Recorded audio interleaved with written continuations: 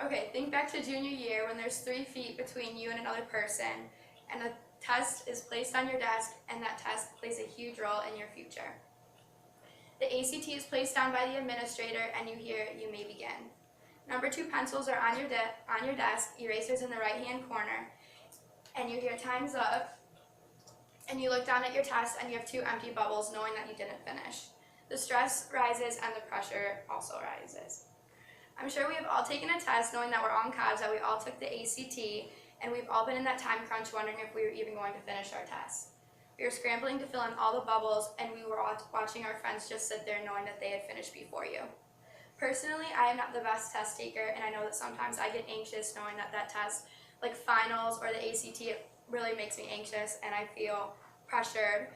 And knowing that the ACT was going to determine where I was going to go to college really frustrated me. Today I'm going to be talking, the ACT and standardized testing is an easy way to compare other students to each other. However, it should be completely eliminated, and schools and colleges should be looking at the student's full education. Today I'll be talking about the negative effects, stereotypical standards, and different problems with alternative solutions about standardized testing. First, I will talk about problems with systems, students, and colleges.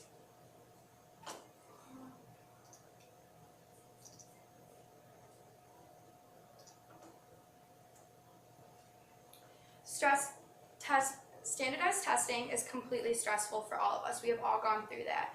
And standardized testing has really been pushed in high school so much that teachers have been distracted about actually teaching information, and they've been drilling how to completely finish these tests.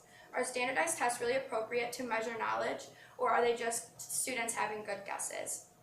We look at children with lower incomes from families or different rural areas, perhaps on other sides of the cities, and we look at that they might not have as good as education as some of us may have gotten.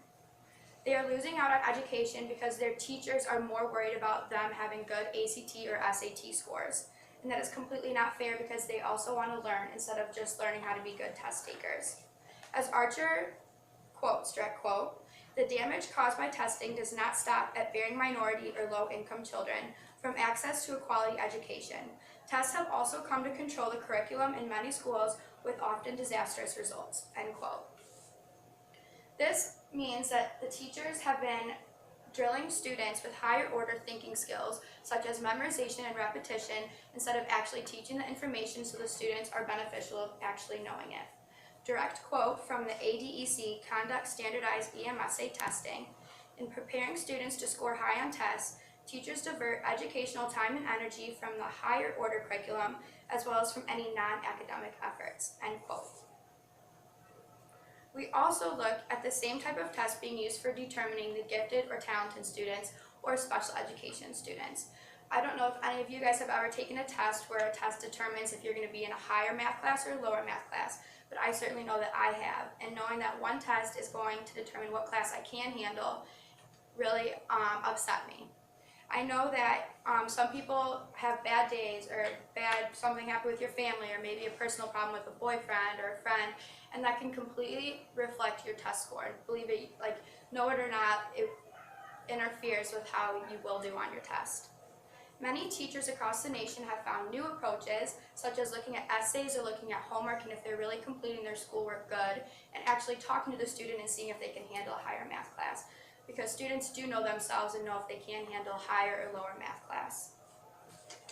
We often judge students in high schools or elementary schools from their educational ability off a single number off a standardized test. And standardized tests measure such a small portion of what makes education meaningful to the students.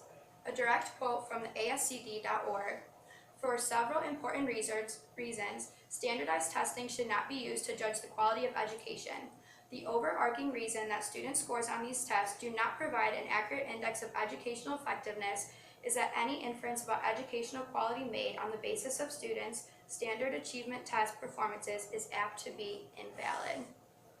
This means that your 12 years of education that you are in is going to be reflected from what career you might have or what college you all attended, from 12 years of education to a single test that comes out of a machine with one test score. I know that I chose UNI because I absolutely love the campus, and luckily I was admitted to the college, obviously, that I'm here. But unfortunately, I know other kids from my high school, and I know some of you probably, some students weren't so lucky because of one test score, and that's just sad because the colleges aren't looking at the well-rounded education, but rather looking at one test score number. Another direct quote: employing standardized achievement tests to ascertain educational quality is like measuring temperature with a tablespoon. Tablespoons have a different measurement mission than indicating how hot or cold something is. Standardized achievement tests also have a different measurement mission than indicating how good or bad a school is. Standardized achievement tests should be used to make the comparative interpretations that they were intended to provide. They should not be used to judge educational quality. And this also just means that your 11 years of education that you're putting into from kindergarten to when you graduate high school, it's all reflected on that 3 hours that you're sitting in a classroom completely under stress because you know that that test is going to reflect your future. Standardized testing can be positive in some people's ways. However, when we really look at the outcome, it's completely negative. Teaching to the test is replacing good teaching with drill and kill, is what teachers now call it. Chapter tests and memorization. How often have any of you guys taken a chapter test and you study so hard for it and you know the material, you get an A, and then the teacher will ask you a month later and you completely blank on it? Yeah, and that just means that you have been drill and kill. It's the memorization repetition that teachers are pushing on you instead of accurately knowing the information. Studying in school is different than actually taking a standardized test because we look at the standardized test and the questions are in a completely different form than we actually have learned in our education in high school. And standardized testing isn't all focused on in schools.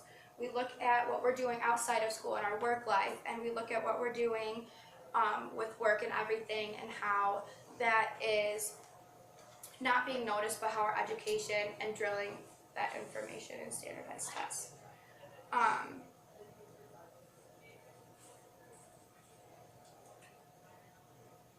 We look at how a multiple choice test and how we're filling in bubbles can really influence our career choices. There are different sides of the argument, and standardized testing and taking it multiple times, and if we don't do good on it, we can do it again. But how many times do we say enough is enough? The ACT can be taken up to 12 times, and I'm sure none of you guys have taken it 12 times, and I'm sure none of you are as satisfied with your score as you wish it could have been. And now, maybe that reflected why you're here, maybe it didn't, but I know that me taking it 12 times is absolutely ridiculous. Now that you see why standardized is inappropriate, I hope that someday it can be eliminated and colleges can be looking at the student for a well-rounded education. Think back to the day when you sat on a desk, and hopefully education systems will change it for maybe our families or for our children.